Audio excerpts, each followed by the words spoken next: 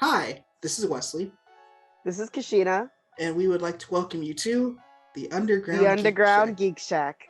Whew, it's been a while, buddy, hasn't it? Oh, definitely, especially since we've had to do a Zoom edition of this. Yeah. I don't know if it's obvious, but there are certain situations as to why I can't be physically present to do recording today, but I still needed to do this recording. Yep, So we decided the best course of action would be through Zoom. Zoom, like the good old days. Like the good old days. Before we continue going on, I feel like there's an important announcement that Wesley would like to make. Wesley, what was your greatest accomplishment within the last week? Well, the greatest accomplishment that I've had within this last week is that your boy has finally graduated with his bachelor's degree. There we go. My boy's finally graduated. He is in the adult world.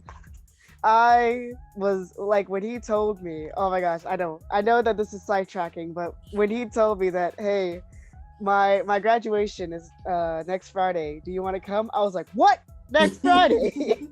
Actually, You're graduating? That was a lot of people's responses. They were like, what? I was like, I knew he was graduating, but I was like, oh my god, it's so soon. My boy's grown up so fast. But yeah, sorry about that. I just wanted to put that announcement out there because I'm so happy that you have finally graduated. Yeah, me too. Now I'm slowly putting out older episodes that you and me have done. So yeah, that's the only videos are still going to be coming out the same. It's just all the audio that Ka'Shenia and Shane and the rest of us have put out. I've just been holding back on since I've been doing school. So those are slowly coming out. So if you guys hear us say, we like the summertime, but it's too hot, that's the reason why. Yeah. Oh my goodness. I'm just yeah, because it's been a while since we last recorded. To put things in perspective, our last actual recording session was before October. Yeah.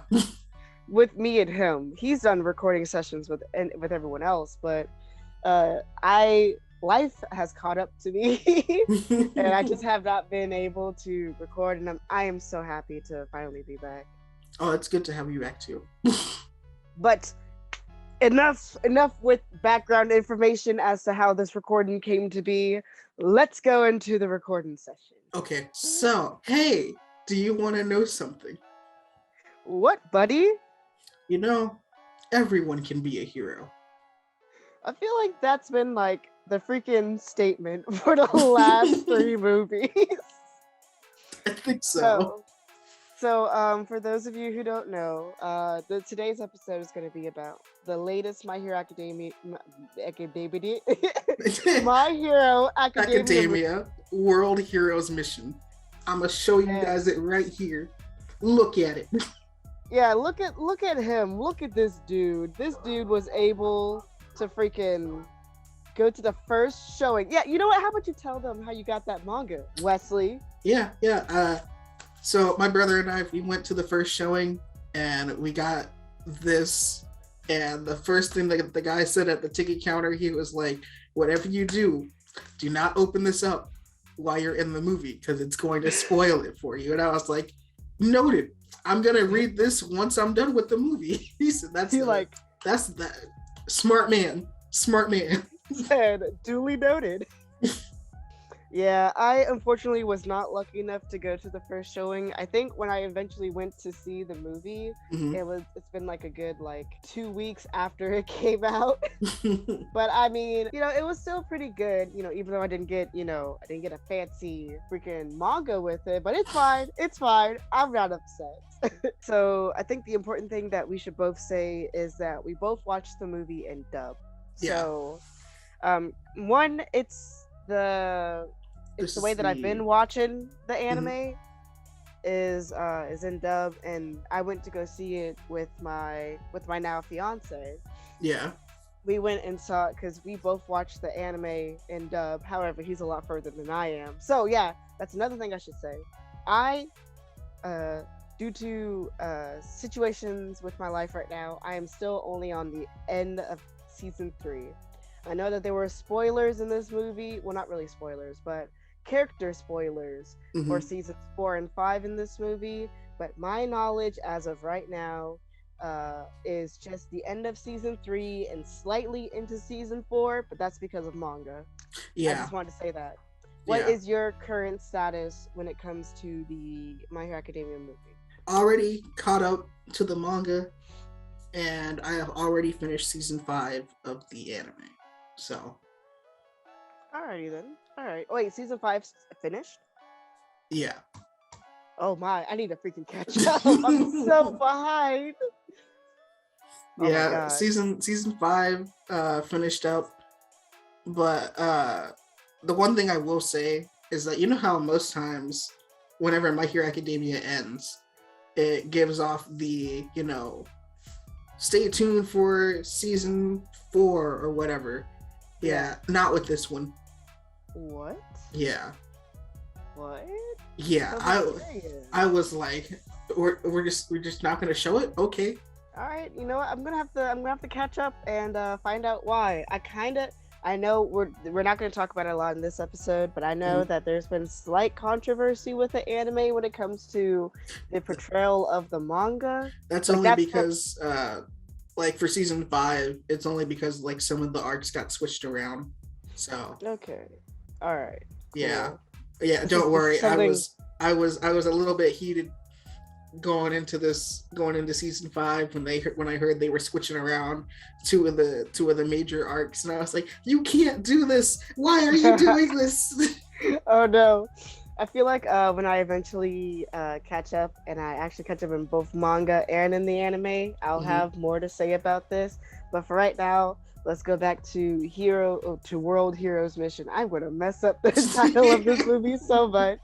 So, let's start off with our positive thoughts of the movie. I have to say, this was emotional. This was, first off, this My Hero Academia, this movie was on a very, like, it was darker than what I'm used to. I know that My Hero Academia isn't always, like, bright. There are some dark undertones about it. But I feel like it's not, like, focused on it, if you get what I mean. Yeah. Like, there's not a lot of on-screen deaths. Literally, the way this movie opens is you see the death of an entire city of people who have quirks because they released the the enactors, or they released that gas that causes quirk to... that green gas that was coming up from the sewers.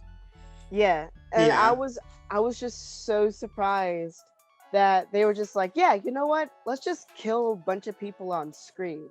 I was not ready for this. Yeah, I wasn't ready for it. And then, like, you also had people there who were like, oh, you are one of the chosen who was not affected by this. And I'm like, who are you people? Yeah, for them to go down a cult, like, route with this movie. Okay, so let's base this off of the movies that I've seen so far. I've only seen the second one. So, comparing this back to the second one is just, I don't know. It didn't seem as dark. It didn't seem as grand. Like, yes, the villains were very evil, but they just did not seem as dark as humorized in this movie. Because let me tell you, for them to just be like, we're just going to annihilate the entire world, to where only the pure humans are left over. And my thing is, like, their leader had a quirk. They had people in their cult who had quirks. Yeah. And I'm like, wait a minute. You're over here trying to eliminate people who have quirks. That means half of the people in your cult are gonna get wiped out. You yourself is gonna get wiped out. Actually, you know what's funny? It's funny because, like, not midway, but like towards the end during the fight against those who had quirks, they said themselves, "We have been chosen by Fleck Turn, and we are going to survive the purge." And I was like, oh, either this is an empty promise or something is going to happen if the plan was to have followed through, to where they would be the last surviving ones. But yeah, I was just like, this is so dark for My Hero Academia, because, you know, these are just students. Yep. And we're just going to immediately throw them into very serious danger into this. But then again, you also we have not only students, because this one encapsulated almost everyone. We had students from Class 1A, Class 1B. We had actual pro heroes from around the world. And I was freaking Salam. I hate Salam. Freaking, I'm flat as paper and watch me run at super speeds. I was like, I hate this man. And Salam, we had Big Red Dot, and I'm like, what in the world? Who are you people? Like, it was so cool to see these, but I don't know why. Just as soon as I saw Salam on screen and I realized what his quirk was, I was like, I hate it. I hate everything about this character. This one character, I hate him. Oh my god. I just remember that, like, when my brother and I went to go see the movie, right? And, like, when they were showing off, like, all the different people from Class 1A, how they were spread out, all over the world. And then I remember my brother and I, we looked at each other and we were like, wait a minute, how are you only gonna leave 2 people in Japan? Oh yeah, and you know what, I realized it wasn't all of Class 1A either, because I Can't Stop Twinkling, Ayama wasn't there. Ida wasn't there either. There was like a few characters. No, not the one with the tail, he was still there. Yeah, he was there. Invisigirl was still there, I do believe. Yeah, she was there too. Yeah, there was I think 5 students who ended up not going on the mission. I'm just like, so you're going to include everybody, but not include everybody. Okay, I see how it is. Yeah. Yeah, because toward the end, during the whole end credit scene, you just see everyone walking back into the dorm and you're like, where the heck were you guys? Y'all guys were just here the whole time, just chilling out. I see how it is. All right, but getting back to the positives. So I like how they went with a darker tone. This was very unexpected. The action scenes were really good. Yeah, the action scenes were also really good. The animation, superb. Oh yeah. A couple of the music choices I find okay. We're gonna talk more about that later. I know that's a gripe with you. And let's see. This was also a tearjerker. I legitimately cried a little bit towards the end there. You're not wrong. I did cry too. There was man, freaking Rhodey and Pino. Oh no, they don't die, but it comes close to it, and you're just like, oh no, are they gonna die? Oh no, it was really, really sad. I was gripping onto my fiance's hand, and I was like, I will cry. And then we also have Deku going 100% for the first time. Yes.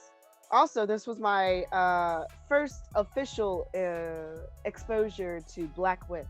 Now, I've known about Black Whip because of the fandom and the fan art that I've seen. So I was laughing as I was like, oh my god, Deku is basically Spider-Man. Yep. I was like, oh my god, this man is just Spider-Man. That's basically what all of us were saying when we learned he got Black Whip. We were like, oh, so he has now become Spider-Man. He is now Spider-Man. But this is my first exposure, and I really got to see some of the limits with his new power. I know he has a little bit more in the manga. Yeah. But I have now encountered Air Force and Black Whip. Now I know more about it officially than I do from the fan stuff. Yeah. So I would say that is basically my positives when it comes to this movie. Now it's time to go into the negatives. Everything has a flaw, and this movie I will definitely say is kind of one of the weaker movies out of the ones that I've seen so far. I would have to say, when it comes to bombastic action compared to the movies I've seen, and you could correct me, because you've actually seen all of the movies so far, but we compared it to the second movie. Okay. The second movie is more tense. It's first off, it's focused on all of Class 1A. Yeah. And it's strictly the struggles of Class 1A in a true pro-hero situation. It's a worst case scenario for them, but you see how they were able to handle it without the help of any other pro-hero.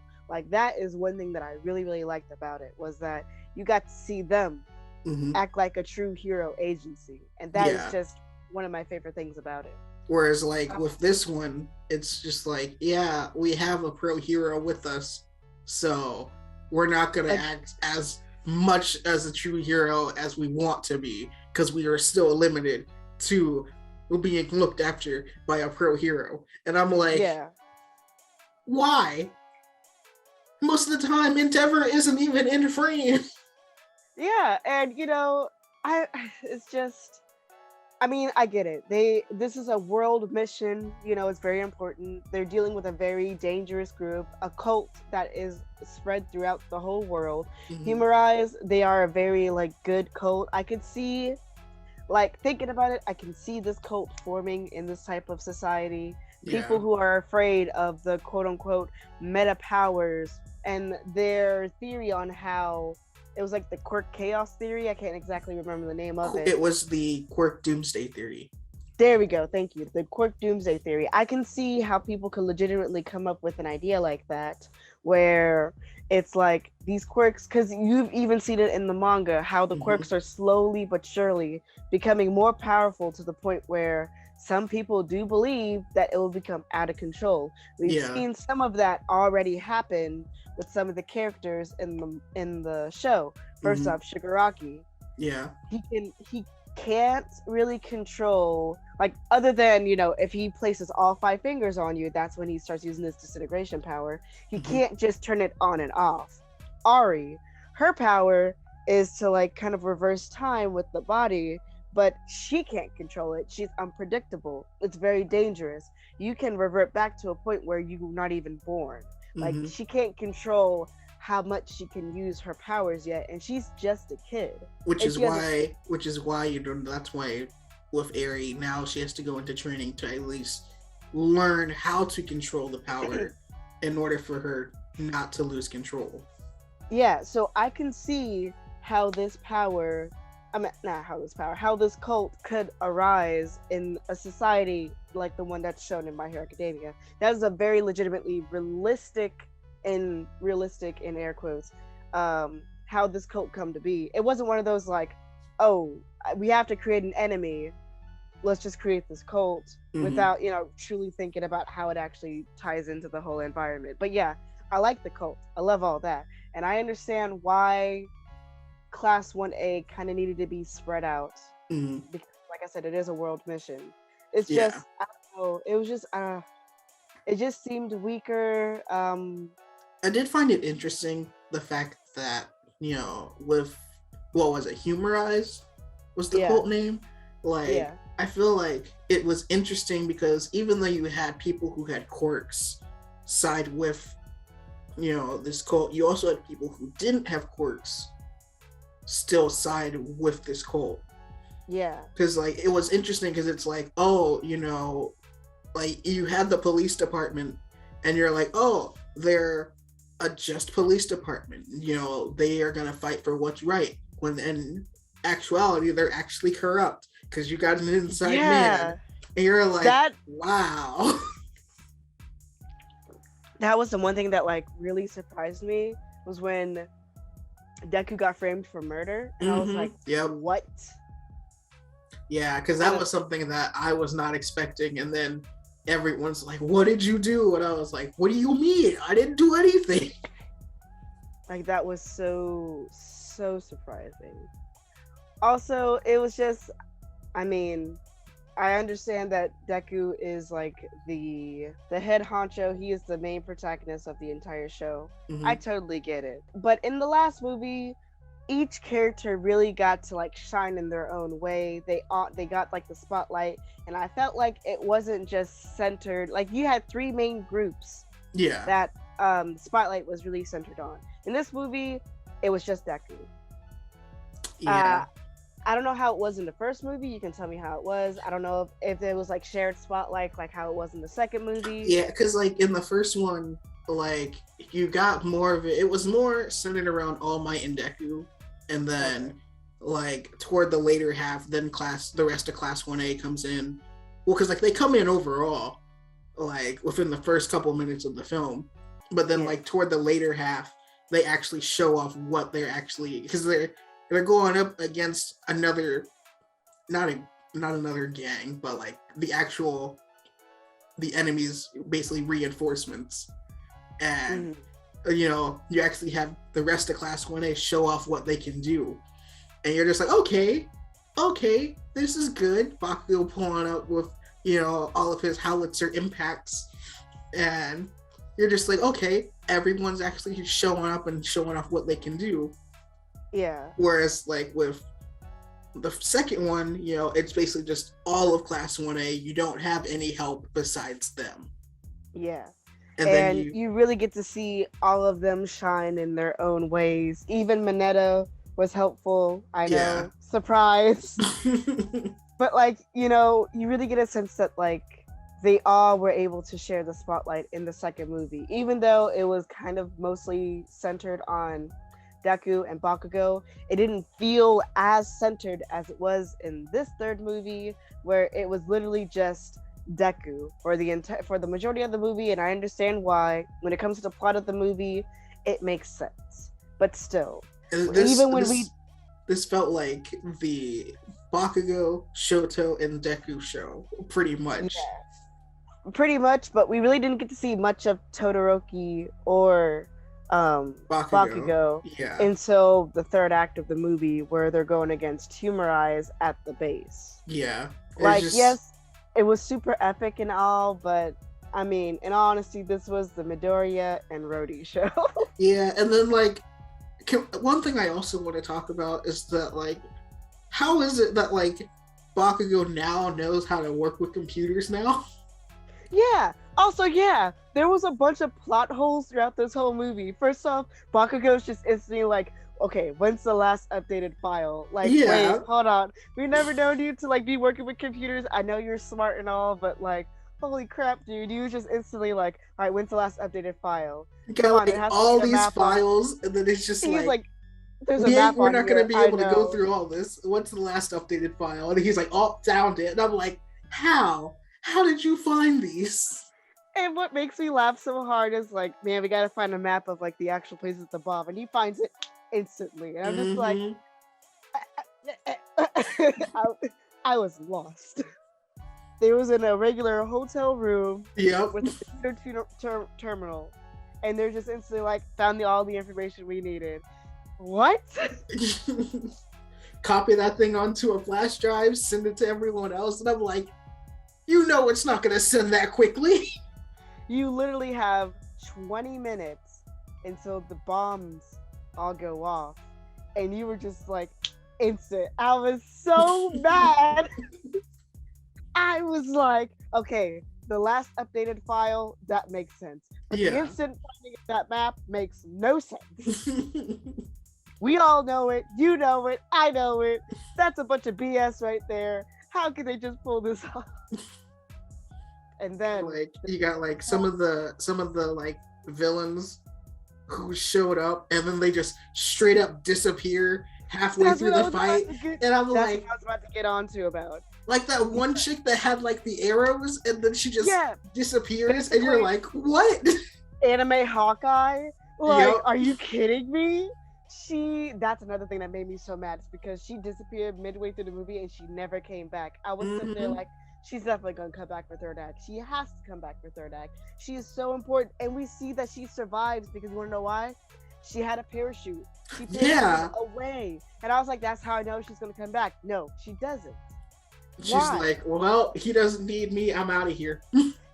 She literally said, for humanity, and then she freaking falls off the helicopter, and we see a parachute open. She flies off screen, and I'm just like, all right, she's gonna come back for third act when, like, big things happen. No, not at all. That made me so unbelievably upset, because I'm just like, what is she gonna do if she shows up in the anime or in the manga? I swear to everything in creation, I will just be so mad. I'll type Horikoshi in broken Japanese, like, bro, what do you think you were doing with this chick? Yeah, because, like, when she says, for humanity, because, like, wasn't that, like, when she was in the helicopter and the helicopter was about to explode, she jumps out, and then, like, you just hear the explosion, and then you're just like, oh, well, she did. But then you still see her moving with the freaking parachute, and you're just like, so she's not dead. Exactly. Oh, that made me so upset, bro. I was so mad. I was so upset, man. You just don't know. I was so mad at how they just pulled that off, and nothing else was said about it. Not even end credits. Nothing happened in end credits. There was no end credits. The only end credit we got was the freaking reunion of seeing Ayama freaking just spinning rapidly towards the group. You just don't know how unbelievably upset I am about that. But I know one thing that makes you unbelievably upset. I'm going to give the floor to you when it comes to this. The music choice. Oh yeah, the whole music choice. I did not like. Okay, look, when it came to the first movie, music choice, I was all right. Second movie, music choice, I was bopping to that mess. This third one, I was just like, no. I was. It literally almost put me to sleep, and I was like, this ain't the right choice of music for this. I was like. Now, if it was like something like back in the second movie, I would have been like, okay, this is some good road trip music to go to. But nah, you came in with them low vocals, and I'm like, what is this? And what's funny, it's kind of weird because, we watched it in dub, and the only time you saw subtitles was during the road trip because people were like, oh, we have to subtitle the song. So sometimes you hear either Rhodey or Deku say something, but then you'll see subtitles above for the song. It's a little bit of like a confusing mess. I can only imagine it was slightly even more confusing when it came to the Japanese sub or Japanese dub. Oh yeah, because I feel like with that one, like up top, you would have the song. You would at least have the song, and then like at the bottom of the screen, you'd probably have what they're saying to each other, but. Yeah, that was a little bit of a mess.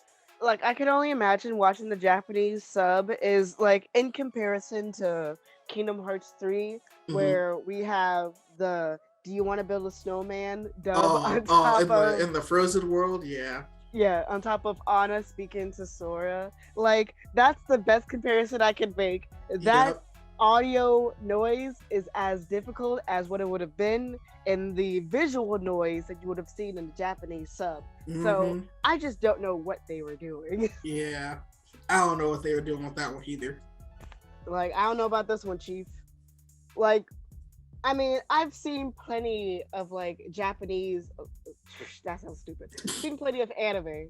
Yeah. Where think of like the ending of freaking Tokyo Ghoul, where season 1, where he's fighting against Jason, and you hear the intro playing in the background. We don't see subtitles for it. No, we just listen to it. Why didn't they do it with this? I understand that Japanese songs are Japanese, and some people are like, I wonder what they are saying. You can look up the lyrics later. I just want to watch my movie. Heck, that's what I do. I sit there and I'm like, I mean, if it's a good song, then I'll go on YouTube, try to find the song and make sure I put in lyrics in the search bar. But it's just like, you have ways of finding out what the lyrics are. But like, yeah, that was my only gripe. It was just like, this ain't the best choice of music for this. And maybe they did it because, like, they're just like, well, the song is very important for plot. If you know what the song means, you get it, you get it. I understand, but I don't feel like the plot should entirely hinge on your song choice. Yeah, if that is the case. If I needed to know what the lyrics of the song was, just so I could truly understand what was happening, I can use context clues. I'm kind of a smart cookie. Yeah. I know what I'm doing. So yeah.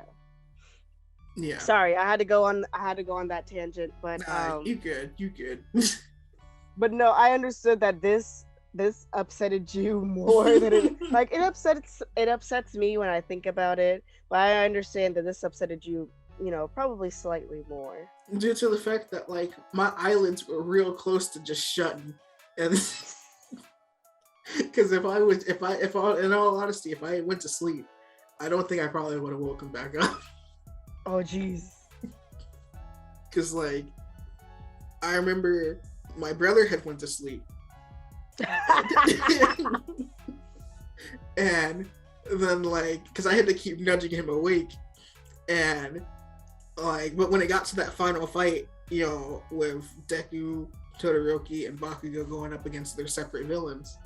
And like when Deku was going up against Flecturn, like I was like nudging my brother. I was like, yo, he's doing it. And my brother woke up. He was like, what's going on? And I'm like, my boy went 100%. And he was like, okay. I said, without a handicap. Dude, also that was kind of funny when he went 100% and I see all the fists coming. Yep. I don't know why, I just laughed so hard at that point because you just see Deku go and then you just see 3 versions of him in a straight line. And that also made me laugh. I was like, what is happening right now? Like everyone in the movie theater that we were at was just dying of laughter. We were like, what is going on here? Deku has learned the power of multiplication. he has cloned himself. He learned multi-shadow clone jutsu. Oh my god, he is the next Naruto. Oh my lord, that's still... Oh. So, you know what? That's a great segue. I'm trying to think what else... before we go on to this segue, I'm trying to think of what else I could talk about before we get to the final fight. I mean, I guess one thing is that, like, with Rhodey, I mean, it's interesting to see the fact that, like, he now has to take care of his siblings, and so he's trying to do everything he can to, to protect them. And that's another, like, dark side thing I like about this movie. We really get to see a character in deep struggle. Yeah. Because he loses both of his parents. His mom died somehow. I can't remember exactly how they said. But his father gets put into Humorize and then he's executed. He died somehow while working for Humorize. And Rhodey thought, he was doing it, for a certain reason, but it turns out he was still trying to find a way to counteract everything that Humorize was trying to do. Like, it's really sad seeing Rhodey, such a young kid, having to live such a dark life only because of certain situations like that. Oh my god, it hurt. Yeah, but man, I love Rhodey. He's adorable. And then when I found out what his quirk was, also one thing, just a little nitpick, and I know you laughed at me when I told you this the whole time when I was like, does Rhodey have a quirk? And when Deku asked that, and it was 3 times it was asked before I found out what his quirk was, and twice was asked within 5 minutes of each other. And I was like, I just want to know what his quirk is. Pino. And I'm like, Pino, the bird is his quirk. And he's like, I can't lie. Pino shows my true intentions. Oh, okay, that makes sense. Yeah. Still though, I was so upset. I was like, I just want to know what his quirk is. I just want to know. For a moment, like, because like me and my brother, we were like, yeah, what the heck is this quirk? And he was like, yeah, it's Pino. And we were like, okay. In my mind, I thought it was going to be like Mahiro from the second film.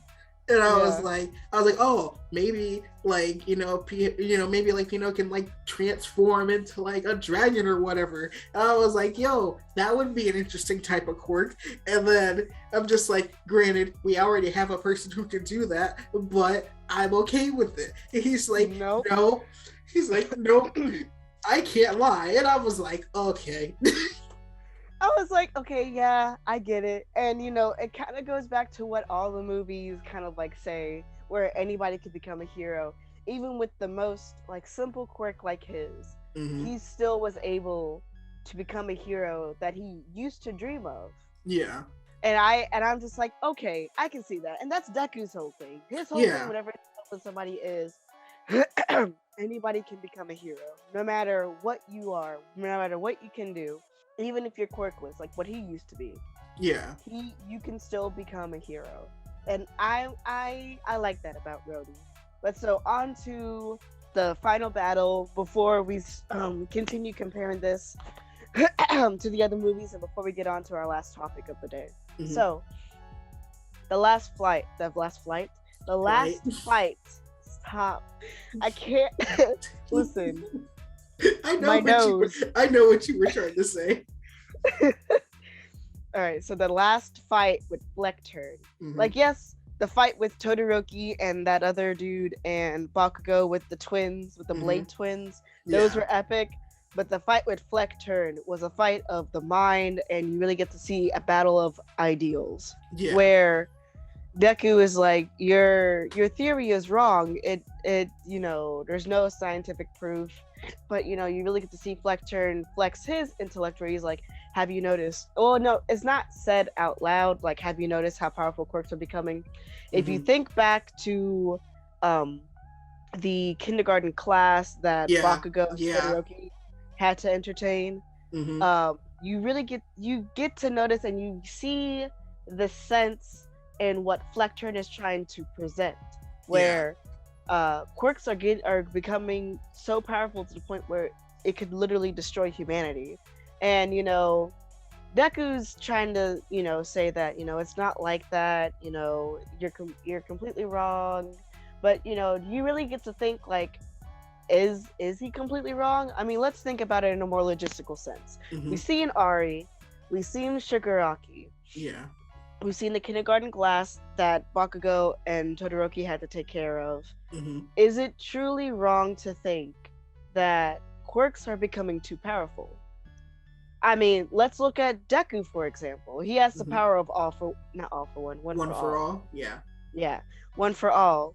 I mean, he can still collect quirks and pass it on. Well, he can't physically collect quirks himself.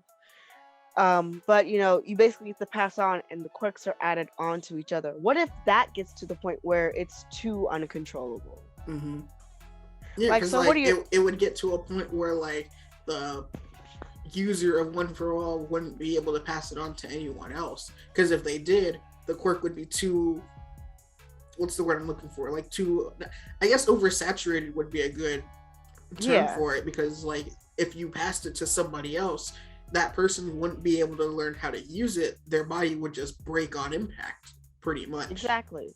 Also, who's to say that the next person that gets One for All doesn't become corrupted by it? Like, I think there is, like, an arc in, like, I know about minor spoilers of, like, current My Hero Academia, and just to warn you all right now, I'm going to give off this minor spoiler only because I know it, but I don't know the details of it. 3, 2, 1.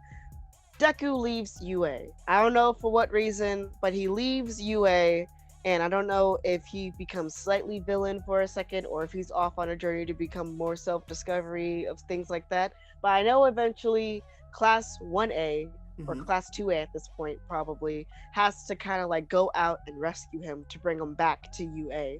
That's my minor spoiler. I could be completely wrong, because I already know Wesley knows the full extent of this. That's why he's laughing right now, because he knows that I could be completely wrong. But I was gonna say something, but I'm just gonna hold myself back, because, okay, do you want me to see if you're correct or not? Yeah, tell me if I'm correct. Okay, so you are correct in the fact that Deku does leave UA. He does not turn villainous. Okay. Even though people start to think that he is a villain, even though he's still a hero, because he's still saving people. And yes, they're still known as Class 1A at this current point, even though they are now second years. Okay. But yeah, they do go and rescue Deku. So okay, cool. All right, cool. So he doesn't become villainous, but let's say if somebody else was to hypothetically take hold of One for All, and they had other intentions, instead of using it for good, they used it for evil. Exactly. Yeah. With the way that One for All is right now, you can rule all of the world, because that's a very powerful quirk, and 2, you could just pass it on to somebody else with an even powerful quirk and just make it ultra more powerful. Like, I know the point of One for All is to amplify the quirks that's already been given to you, plus you get the added benefits of the quirks that's been added on previously. It's just you think in the minds of Fleckturn, you hear his theory, you see what he is seeing, and in a way that I think he's right. there is going to become a point where the quirks probably become too powerful. Mm-hmm. But can we also talk about his backstory, though? Oh yeah, his backstory made me so sad. So his quirk. Yeah, go on. I was gonna explain to the audience real quick. His quirk is basically reflection. Haha, funny story. Turn, flexion. It makes sense now. If you played Ace Attorney, it all comes together. April, May, wind bag. Okay. Anyway, so, sorry, I just thought about that real quick. But no, so Turn, his quirk is reflection, and it's kind of like a Shigaraki situation where he can't turn it off. Yeah, and so it's like anything that he comes in contact with instantly gets reflected. Like he said, he's never felt the touch of another person. He's never felt love because he reflects them. He couldn't even take out his own life because his quirk won't let him die. Yeah. Other than old age, he can't die. Yeah. So, and it kind of made me sad because I see it as a Shigaraki situation where this is something that he didn't ask for. Mm-hmm. But, it's something that has kind of been forced upon him, and he feels like quirks are a curse upon humanity because his quirk is a curse. Yeah. And you're just kind of like, I can see why he wants to eliminate it all, because he feels like he's curing the world of the cursed quirks, because throughout all of the show, or throughout most of the show, you've seen quirks that are helpful, like Kirishima, where he can turn himself into rock, and you can see that as a protection quirk, but again, he has control over that. Momo, she can create inanimate objects out of thin air, as long as she knows, not out of thin air, from her own body, as long as she kind of knows how to make it. And you can see that as and that's something she can control. You can see that as something helpful. Even Aizawa, he knows how to turn off other people's quirks just by looking at them, which is really helpful to him, and not only to him but also to other people as well. Yeah, you can see how that is helpful, but then you have to think about the cursed quirks as well. Overhaul, that's kind of like a cursed quirk, but he has control over that. Shigaraki has semi-control over his quirk. Ari has not really all that much control. Think of it like Toga. Quirk. You also got Twice you can think about. Dabi you can also think about too. Yeah, Invisigirl you can also think about. Like you can see the benefits of quirks, but you can also see the downfalls of quirks. Yeah. Like I said, I see this through Turn's point of view, but you can also kind of see it through Deku's. Now, this is a personal question I would like to ask for you. Whose ideals do you agree with? Like in terms of Turn and Deku, or? Yeah, in terms of Fleckdu. In terms of use them together. Fusion. Ha! But no, in terms of those two, the fight of ideals. Someone needs to make fan art of that. But no, in terms of Turn and Deku. Because I can see it from Turn's point of view, where it's like, because if your quirk is a curse, then you start to believe all quirks are a curse. Yes. And whereas with Deku, he's like, no, quirks are a blessing, because they can, even though you like let's say in the case of Eri, she has this quirk that can rewind people, but to her, she's like, I don't want this. Why am I born with this? Whereas Deku would be like, oh, your quirk is like mine. We have to work at it, to basically what's the word I'm looking for? Basically give enough input to at least have an output, if that makes sense. Yeah, no, I get you. You train with it enough to where you know how to use it and how to apply it to become, Whereas, with Turn, it just it basically what I was getting from Turn is that, hey, I didn't know how to train my quirk. Nobody taught me how to train my quirk to where I can use it, without hurting others. So he just let it run amok, and then he's just like, yeah, I never knew, the touch of another person. I never knew this. I never knew that. And I'm like, isn't that on you, though? Because I feel like this is more of a you problem. Yeah. So that last fight, I really liked because you get to see the ideals and you get to see the sort of like darker undertones of the My Hero Academia universe, where some quirks are just, they're just kind of cursed. And, is humanity better off killing all the other quirk users just to have humanity go back to being normal? Yeah. But so let's continue on, because I know that this recording is kind of going off a little bit further than expected. But so the ending, I liked, Rhodey becomes the hero that he wants to become, and I said, I cried because I thought he was gonna die. I was so mad because you see Pino kind of disappearing slightly, and I was like, no, my boy better not die. It was funny because during the whole fight scene between Deku and Flecturn, me and my brother were like, man, it is sure taking him a long time to get down them stairs.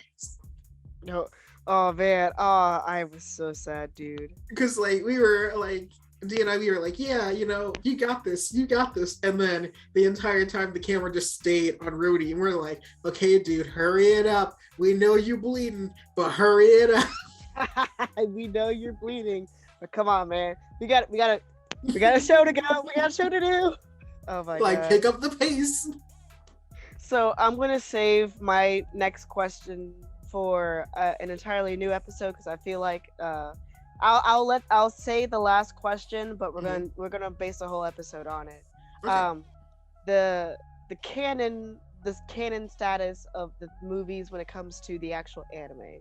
I want to make a whole episode on this because I feel like there's a lot to talk about and how it runs into the timeline of everything. But I already know that you've told me that Horikoshi said that this movie is canon within the My Hero Academia universe when it comes to the anime and or the manga. Now, my discussion with you, once I actually catch up with the anime and the manga and watched all the movies, is how this actually goes into the timeline. Like I said, that's a whole entirely different episode on its own. Oh, definitely. Do I agree with this? Because my one thing is, and I'll talk about it in the episode, but I mean, I guess, yeah, sure, you can say it's canon, but it's not as canon as, let's say, Mugen Train from Demon Slayer, where that legitimately is canon, because you can't continue on to season 2 without watching Mugen Train. Yeah. Whereas with these movies, you can possibly watch all and read all of My Hero Academia without ever watching these movies and still be perfectly fine. But that's my take on it. But like I said, that's we're definitely gonna save that for another time. But yeah, so I guess to end off on a more happier note, your favorite scene. I can tell you my favorite scene, and it's because I hate the character. But you go on with your favorite scene. Okay. So here's the thing, right? Yeah. I think my favorite scene, because it's the fight between Baccago and the Blade Twins. Yeah. But the thing I like about it is the fact that they reintroduced Trigger. Okay, yeah. Because the last we saw of Trigger was with Overhaul Arc. Yeah. And you heard about it with Fat Gum and and Sun Eater and with Kirishima, but it's you never actually knew what did Trigger look like. Yeah. And so I was just like, oh, they're reusing Trigger. And I'm like, oh snap, that's what Trigger actually looks like. And then I also think to myself, what would happen if a hero was to use Trigger? Oh, it would be devastating. Let's see, my favorite scene, and it's only because I hate it so much, is when Kirishima and Tetsu was running down the street because they were looking for the bomb, and then you see Salam saying, "Don't worry, boys, I'll scout ahead," and you see him turn flat, and it's just, I hate everything about it. Him just whizzing through traffic. Salam's quirk, I like it, but I hate it at the same time. It's so stupid. Why is he dressed up like an ancient Egyptian? Because he's from Egypt. I know! But why? What was his parents like? What were their quirks to create a flat kid? Like, that's my favorite scene. It's only because I'm putting too much logic into Salam's birth. Probably. But I just also, like, my other favorite scene is just Rhodey finally getting a job, and he's like, oh huh. yeah, and he's like, huh, I guess I'll have to deal with that. But then you see Pino just jumping up and down in joy, and I'm like, Rhodey is so happy, and I'm so happy for him. It's such a wholesome scene, and I love it.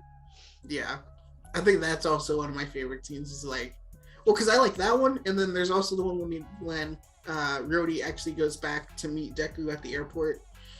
And oh my god. He's just like, make sure you stay in your own country next time. I was like, dang. I was like, oof. Oof. Alrighty. Well, I'm gonna let you go. You know, we have to end this call, because we're running a little bit over on time. But yeah, thank you for inviting me back. I know it's been a while, and I can't wait to come back to the next episode. No problem. Alrighty. Well, guys, that's we're basically just gonna end it. So yeah. Thanks for listening. And we hope you enjoyed your visit to the Underground Geek Shack. Bye, guys.